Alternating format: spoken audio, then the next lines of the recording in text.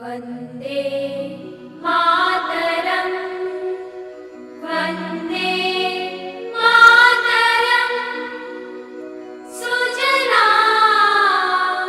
सुफला मलयज शीतला शस्यश्यामला मातरम् वन्दे।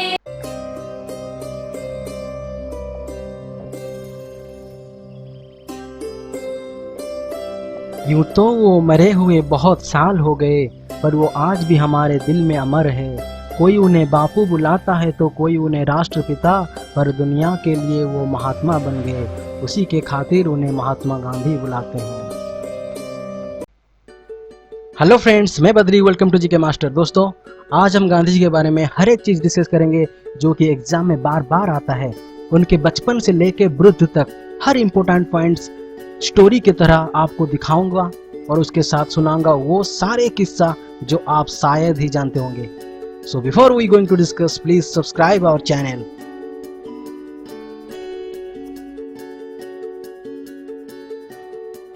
ओके दोस्तों, मैं महात्मा गांधी जी की आत्मकथा शुरू करने से पहले कुछ डिटेल्स मैं बोल देना चाहता हूँ।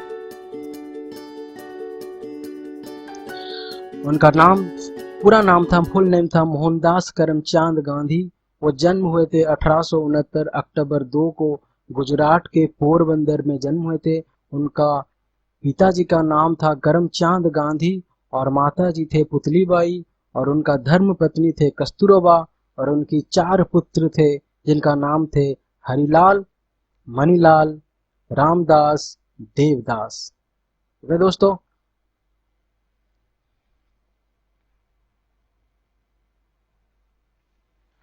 उनके बचपन के बारे में हम अभी डिस्कस करेंगे। उनका डेट ऑफ बर्थ यानी जन्म हुए थे 2 अक्टूबर 1869 में, गुजरात के पोरबंदर में जन्म हुए थे। और इसी 2 अक्टूबर को पूरी दुनिया में नॉन वायलेंस डे के नाम पे सेलिब्रेट करते हैं, 2 अक्टूबर को। उनकी माता जो थे पुतलीबाई, वो चौथी पत्नी थे उनकी फादर करमचंद गांधी के। 1883 में मोहनदास मैरिड टू कस्तूरबा माखन जी। जो कस्तूरबा माखन जी थे उनके साथ शादी हो गया था 1883 में गांधी जी के। जब शादी हुआ था कस्तूरबा माखन जी का उम्र था 14 साल और गांधी जी का 13 साल, यानी 1 साल छोटे थे गांधी जी। और उनका 4 बेटे थे, हरिलाल, मणिलाल, रामदास, देवदास। ये एक पिक है, हरिलाल, मणिलाल, रामदास, देवदास। 1888 में जब 19 साल हुए गांधी जी, वो वकालत की पढ़ाई के लिए लंदन चले गए। At the age of 19 year old ही travelled England to study law at the university college London. उसके बाद 1893 में वो दक्षिण अफ्रीका चले गए वकालत के लिए। दोस्तों, 1888 में जब लंदन गए थे उसके 3 साल बाद भारत आए थे, पर वकालत में सफलता हासिल नहीं कर पाए, इसीलिए वो साउथ अफ्रीका चले गए। 1906 में जब वो पहला सत्याग्रह किए, क्योंकि वहां पर भारतवासी जो थे, देशवासी जो लोग थे भारत के, वहां पर बहुत अत्याचार हो रहा था, तो वो देखकर बहुत दुखी हुए और उसके साथ वो सत्याग्रह आरंभ किए। उनका जीवन का पहला सत्याग्रह दक्षिण अफ्रीका में स्टार्ट कर दी थी, जो कि अहिंसा पर आधारित नॉन वायलेंट प्रोटेस्ट था 1906 में। उसके बाद 1915 में लगभग 21 साल के बाद दक्षिण अफ्रीका से भारत सदैव के लिए लौट आए, और 9 जनवरी 1915 में इसी 9 जनवरी को एनआरआई डे के नाम पे सेलिब्रेट किया जाता है, प्रवासी दिवस 9 जनवरी को। दोस्तों, 1917 में जब भारत में आए, 1915 में 17 में वो बिहार के चंपारण नाम के जिले में वो पहला सत्याग्रह किया। First civil disobedience movement Champaran में हुआ था गांधी जी के 1917 में। इंडिया में हुआ था पहला सत्याग्रह 1917 में, पर 1906 में साउथ अफ्रीका, जो कि उनका पहला सत्याग्रह था। दोस्तों अहमदाबाद मिल स्ट्राइक 1918 में वो अनशन किए थे, पहला अनशन किसके लिए? अहमदाबाद जो मिल ओनर्स थे उनके और उनका वर्कर्स के साथ डिस्प्यूट था, इसीलिए वो हंगर स्ट्राइक किए थे, अनशन किए थे 1918 में, अहमदाबाद मिल स्ट्राइक। उसके बाद खेड़ा सत्याग्रह हुआ था 1918 में, जो कि गुजरात का एक खेड़ा नाम के जिले में हुआ था। उस किसके लिए? क्योंकि किसानों के जो फसल खराब हो गया था, इसी के खातिर वो अंग्रेज के खिलाफ सत्याग्रह किए थे और उनके साथ दिए थे वल्लभ भाई पटेल। वल्लभ भाई पटेल, ये भी क्वेश्चन आता है कि वल्लभ भाई पटेल किस सत्याग्रह में साथ दिए थे? 1918 में खेड़ा सत्याग्रह में। ओके, और उसी टाइम वो एक न्यूज़पेपर भी निकालते साप्ताहिक यंग इंडिया के नाम पर, वो 1919 से 1931 तक चला। यंग इंडिया, याद रखिए, यंग इंडिया महात्मा गांधी का एक साप्ताहिक निकाले थे 1918 में।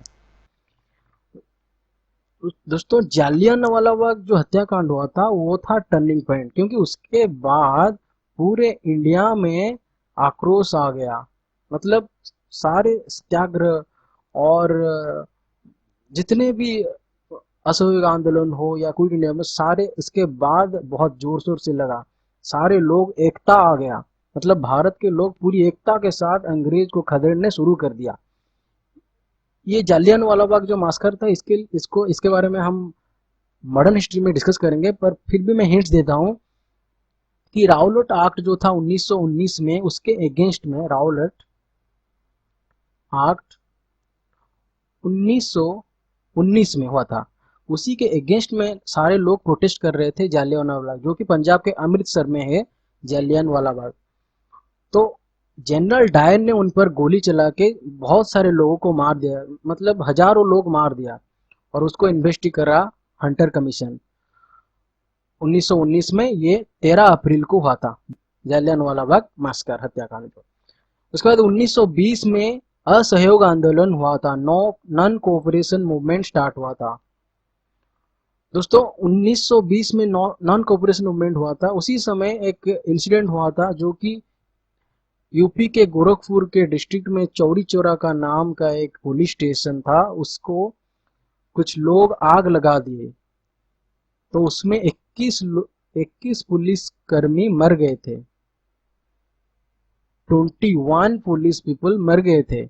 इसी के खातिर गांधी जी ने नॉन कोऑपरेशन यानी असहयोग आंदोलन को विथड्रॉ कर दिए थे, क्योंकि गांधी जी ने हिंसा बर्दाश्त नहीं करते, क्योंकि वो अहिंसा के मार्गदर्शक थे, नॉन वायलेंस को सपोर्ट करते थे।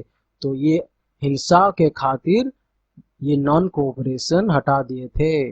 5 फरवरी को हुआ था 1922, 5 फरवरी 5 फरवरी 1922 को हुआ था चौरी चौरा घटना 1922 में। इसके खातिर गांधी जी ने विद्रोह किया था, नॉन कोऑपरेशन मूवमेंट। ये देखिए, ये जो जालियांवाला बाग मास्कर हुआ था, इसी के खातिर लोग को मार दिए थे। देखिए यहाँ पर ये गोली चला रहे हैं, ये अंग्रेज के सिपाही थे सब।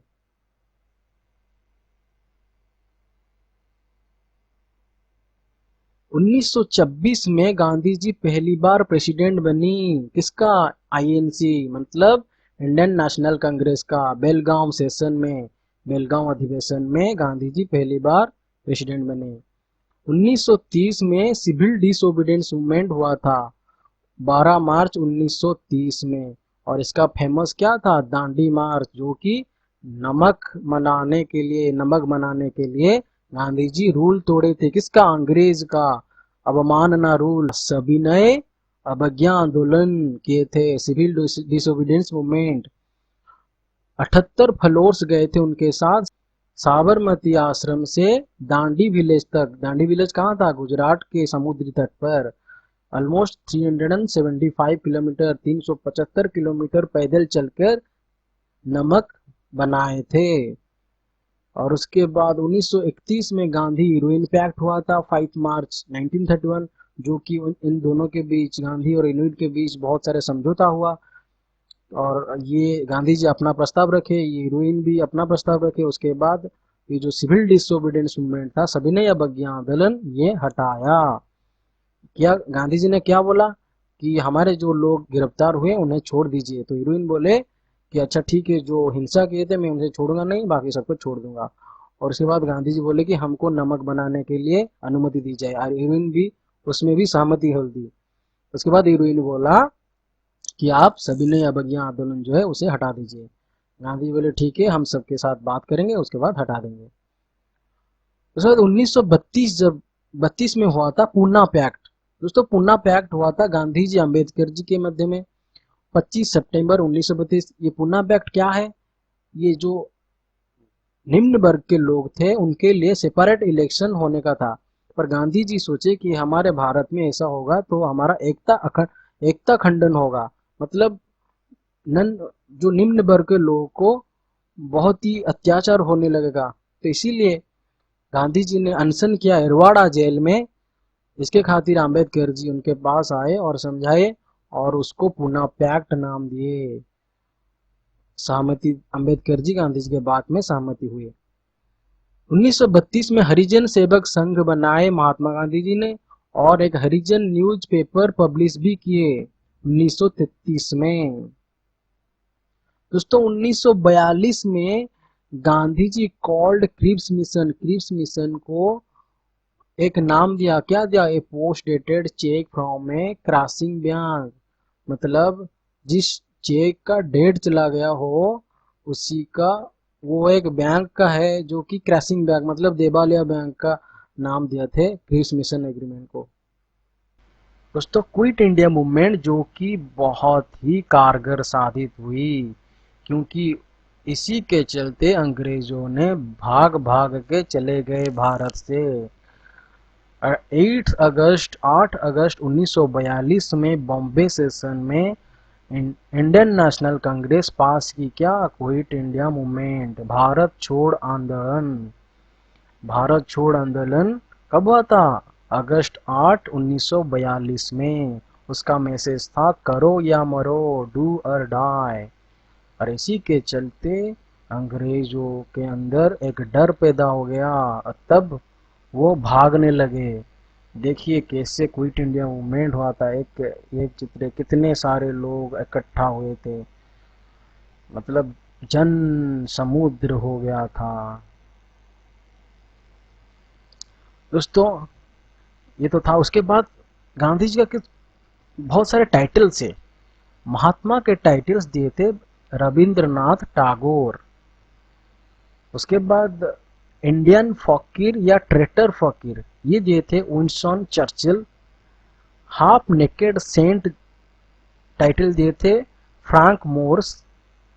राष्ट्रपिता का टाइटल दिए थे सुभाष चंद्र बोस, जो कि फादर ऑफ नेशन। उनकी पॉलिटिकल गुरु थे गोपाल कृष्ण गोखले। प्राइवेट सेक्रेटरी थे महादेव देसाई। और जो उनके जीवन में प्रभाव दिए थे, मतलब इन्फ्लुएंस्ड बाय किसके? John Ruskin, Leo Tolstoy, the Bible and the Gita. ये उनके जीवन में प्रभाव किए थे, इन्फ्लुएंस किए थे। दोस्तों 30 जनवरी 1948 में उनकी हत्या कर दी थी। कौन? नाथूराम गॉडसे ने। वो कौन थे? वो आरएसएस के थे। 30 जनवरी 1948 में गांधी जी की हत्या हुई थी।